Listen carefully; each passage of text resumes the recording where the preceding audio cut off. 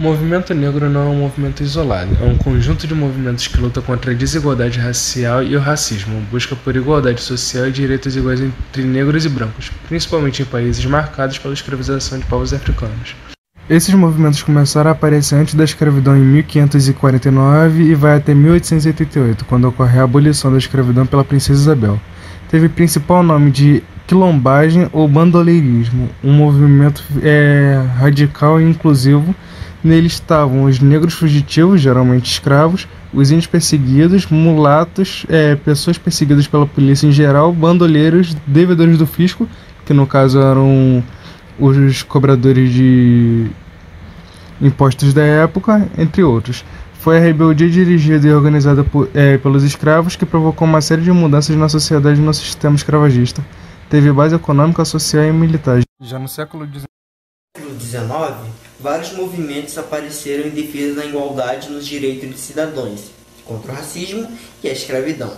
Grande parte desses movimentos se localizaram em países americanos e na África do Sul, por conta da escravidão nos países americanos e do imperialismo inglês na África do Sul.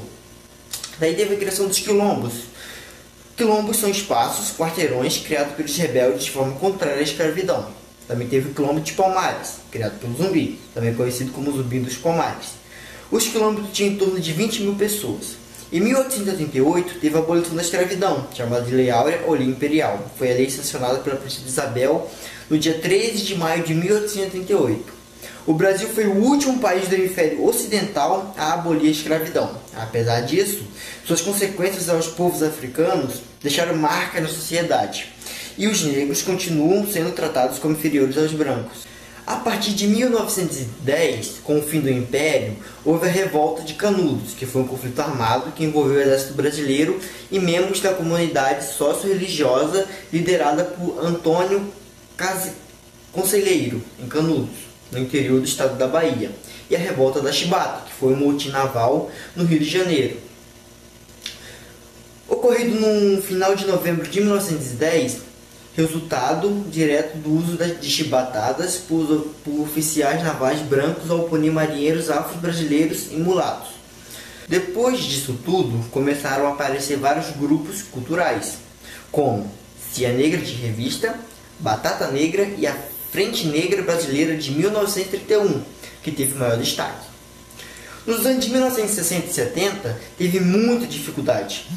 Com a inclusão do regime militar e a ditadura, a associação dos negros era muito mais difícil. A raça, ainda que não era muito bem recebida pelo movimento sindical e social, não era ainda reconhecida como movimento racial.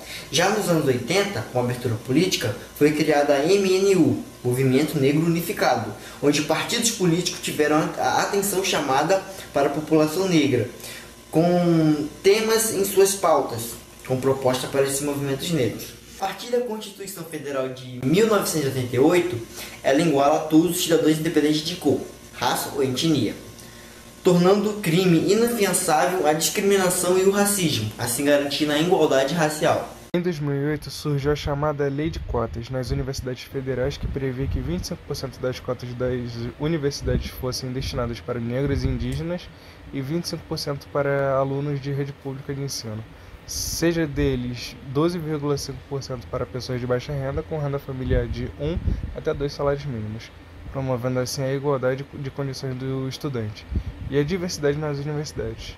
No movimento negro ao redor do mundo, temos em destaque nos Estados Unidos, em 1968, liderado por Martin Luther King Jr., que foi um pastor batista e ativista político estadunidense que se tornou a figura mais proeminente e líder do movimento dos direitos civis nos Estados Unidos, de 1955 até seu assassinato aos 39 anos em 1968, defendendo os direitos civis dos negros.